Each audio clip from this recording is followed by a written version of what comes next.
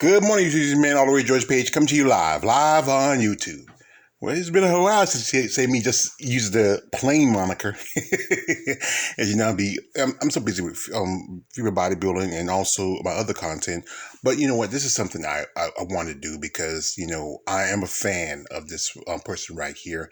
This man is a legend. He is part of my generation of what we call rap music, not hip hop. Hip hop is the culture, but the music is part of that culture is rap.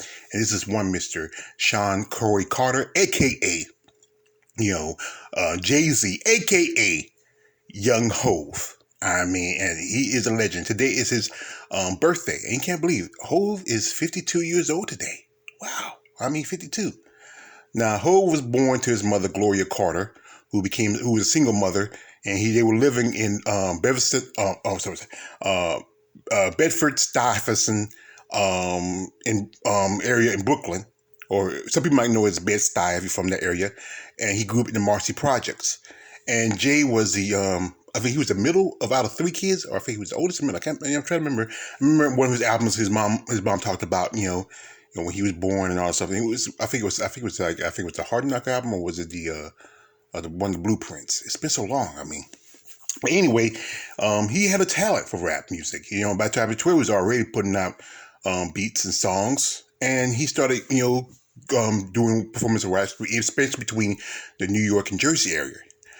He got to about a good part of the '80s, he's working with one of the greatest rappers I come up of. Remember he listened when I was coming up, and that was Big Daddy Kane. Kane. I mean, if you don't know who Big Daddy Kane is, I can understand if you were, especially if you're a millennial. But hey, I knew Kane, my guy. He was great. The brother, he was from, he lives in my neck of the woods now, North Carolina, but he was a legend. Kane and Jay Z was one of his hype men. And later on, through his career, Jay Z hooked up with another upcoming rapper. Everybody knows the notorious B.I.G. Biggie, and him and Biggie worked together for quite some time, sharing the same stages, and pretty much Biggie put Jay Z on. Even though he was with Kane, it was Biggie who put Jay Z on. And then Jay Z put out his first album, which was the Dead Presidents. Everybody remember Dead Presidents. It was not as big as when he started coming out, but it was a popular album. Especially if you're fans of real rap, not I said what's coming out now, but this was good rap music, real rap, real gangster. And then there was that feud between between Biggie and Tupac, and Jay Z was kind of like the guy in the middle. And he knew both these gentlemen, and he didn't have no issues with either one of them. But being that he was on the East, and you all know Tupac went to the West, and eventually, as you know, the feud just ended up with both these men dying, and Jay Z was able to really sprout as an artist. He worked with so many other artists who were up and coming, such as you see Timbaland, Swizz Beatz. Him and Swizz Beatz collaborated a lot on some stuff. And then, I think around about that time, around about the, I would say the late '90s, early 2000s, him and, DMX kind of brought back East Coast rap, the New York rap scene back, and it just really gave it new life, And then him and his partner, Dame Dash, they had created their own label, Rockefeller. And Rockefeller went on and, they got bought out by,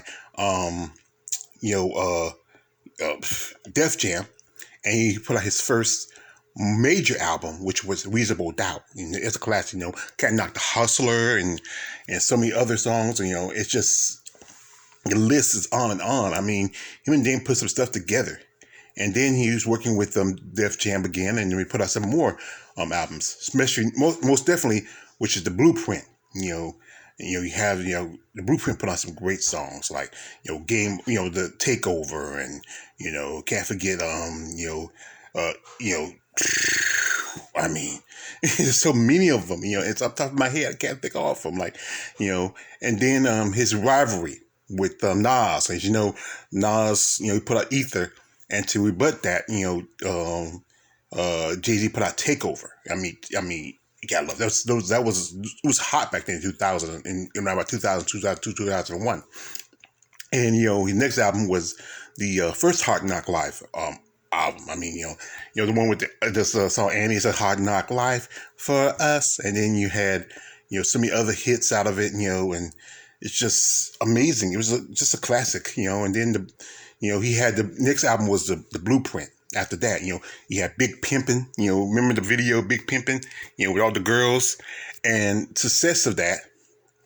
You had started up with other groups. He put other albums, other artists on board, such as Memphis Bleak, Beanie Siegel, Amelia. I mean, he just really was successful. I mean, and then even parlayed into more artists, such as Rihanna. Him and Rihanna had a great relationship when she started, and also his little cousin, they used to call him Kanye. And these two people were, I think, one of his great successes. Look at Rihanna now; she's one of the most highest paid artists. Billionaire because of a makeup line. Plus, now she's a national treasure for Barbados. And even though him and Kanye had been kind of on the outs a bit, Kanye really owed his success because of Jay-Z putting him on. And then he put out the second Blueprint, where had hits like "Girls, Girls" and "Jigga That Nigga," and just. It's a long list of songs. I mean, just so many. And the next Hard Knock Life came out. I mean, it's just, like I say, Jay-Z, when he put out hits, he put out hits. This brother was hit after hit after hit. And he's one of the few black, I would say, rap artists.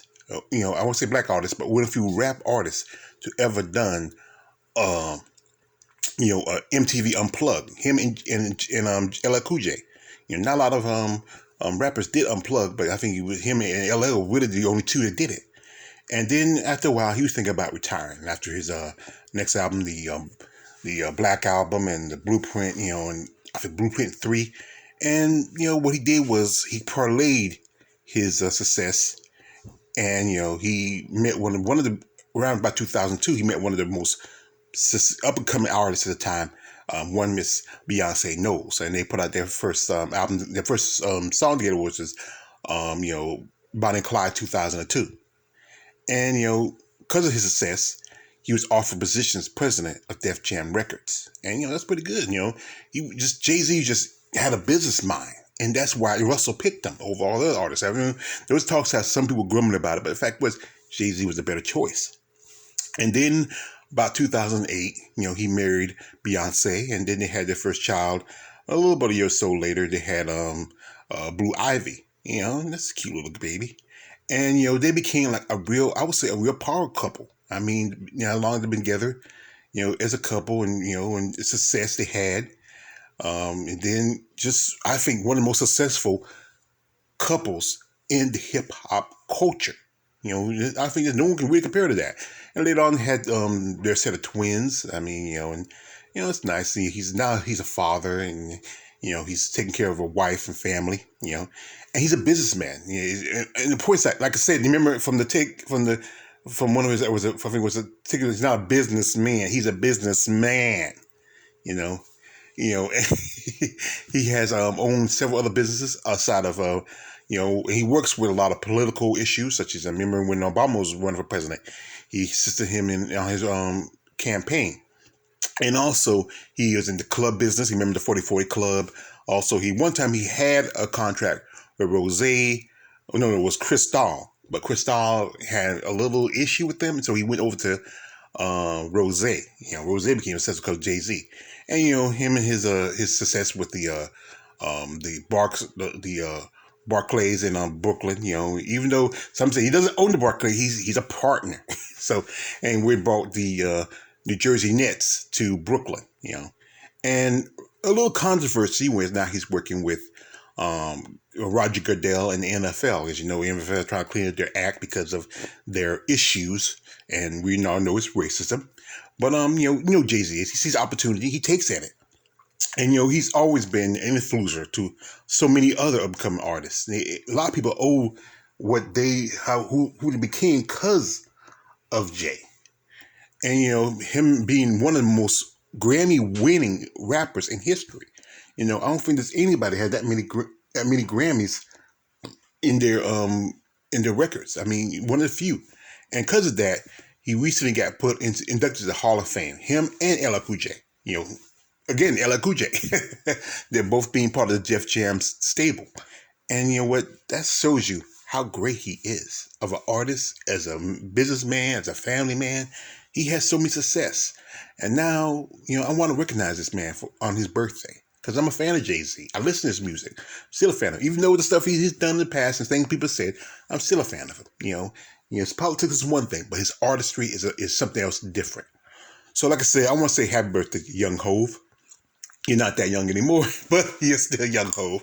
And you're probably you could go down history as one of the greatest businessmen. No, you're a businessman and rapper in the history of the world. And you know what? I hope he's enjoying his birthday weekend. Him, his family, the kids, Beyonce, and just all his friends. It's good. I mean, I would like to be that birthday party. I think it's probably bigger than the birthday party Obama had. But like I said, I want to say happy birthday, Jay-Z, to Sean Carter and I hope he, maybe we get another album. It's been a while for another album. I think not since the last album. I think, the Kingdom Come album was the last one. That's been like about 3-4 years ago almost. Maybe we might get another. Maybe the Blueprint 5 or the Hard Knock Life 7. But like I say, I want to say happy birthday. Once again, I want to say happy birthday to Young Hov, and I hope he has many, many more. This is me all the way, George Page. Don't subscribe, don't subscribe. I'm out. Happy birthday, Hova.